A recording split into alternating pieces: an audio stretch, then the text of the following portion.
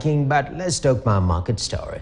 The student population in tertiary institutions far surpasses that of students' accommodation available, especially in public institutions. On my market story this week, we speak to Benaya Wapundi, a student of law and software engineering who founded a listing platform that links students to property developers. Esther Dana reports.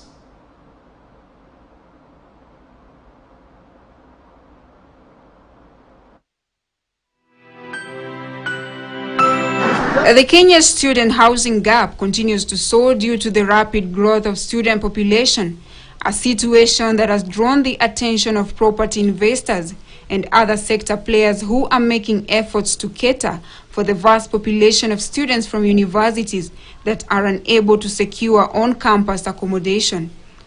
20-year-old Benaya Wapundi, a law and software engineering student, is trying to give reprieve to students seeking accommodation. Easy House is, we like to call it the operating system for student housing in Africa. So ideally what we're building is a platform where a student can search, book and pay for accommodation. And what's exciting about what we're doing is that we are not only about accommodation, we're going even beyond that, because we've realized that campus is one of the most exciting experiences in a young person's life. And so what we're building is an experience. We are working with the property owners to ensure that we make sure that what you see is what you get, in the sense that there's what I'd call a conducive environment for you to study, a conducive environment for you to go through your campus experience. That it is very essential, and so we assure the quality of these accommodation options. For instance, for a student in campus, one what I'd call a right is Wi-Fi. So we ensure that each and every accommodation option that we list on our platform has the prerequisite or the necessary features that a student needs to have that conducive environment for study. Official data shows that student population in tertiary institutions crossed the 1 million mark in 2020. Now, in less than 2 months, more scholars graduating from secondary school will add to this population, further extending the housing gap. Benaya encountered the challenge in his freshman year in university. To make matters worse, he was new to the Nairobi capital, and navigating through the city was a big hassle. When we started off, that is when we joined campus, we faced a challenge accessing accommodation, and we realized that after talking to our peers and talking to students that the problem is three-pronged. That number one, we have a challenge with accessibility.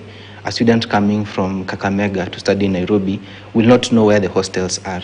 Number two, we have the challenge of availability. There is a shortage. And the third challenge is affordability. We have accommodation options, but they're not necessarily tuned to fit, the pockets of a student who is not earning and is depending on their parents. And so where Easy House comes in is primarily we're providing a platform where the students can access these properties anywhere, anytime. To this point, we've had 15,000 users on our platform, 9,000 booking requests. We've settled around 2,000 of those, generated a revenue of around $1,300. We have 43 accommodation options spanned across 12 campuses. Initially, we started off with our own savings. Every month, we contributed, cash to sort of keep the business running for marketing and basics here and there. But even before that, we had some friends and family chip in, 20K, 10K, sort of put that together, and that is what offset us.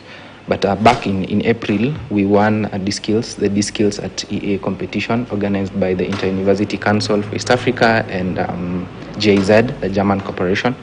We won a 1,000 USD grant. That has sort of helped us build, a lot of what we've been able to do to this point. Balancing between running a company successfully and being a normal young person is not easy, because when people would expect me to be out there partying, coding, trying to put together a new feature, that sort of puts some pressure on you, some undue pressure on you.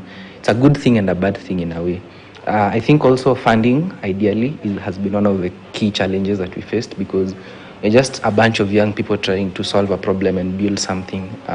Convincing an investor that you're up to the task to build, $1 million company is not as easy. It takes passion, it takes commitment, and it takes sacrifice. Passion because all these things are sort of interconnected in a way.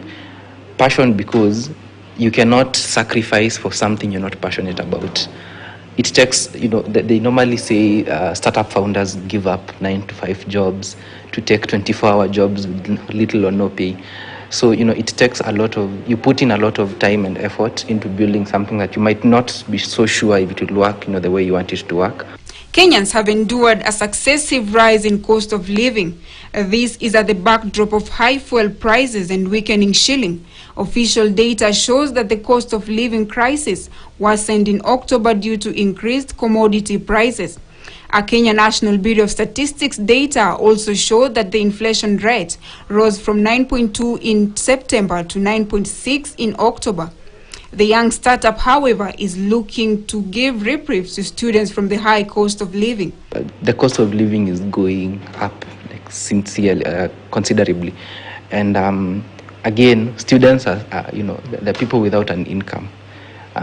Costs of housing is going up considerably as well.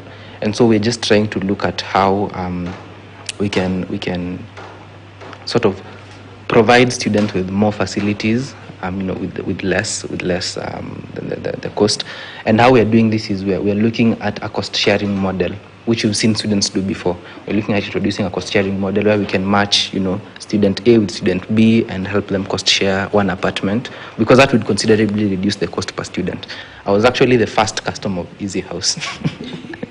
I booked my first house on Easy House on my own platform, which was really exciting.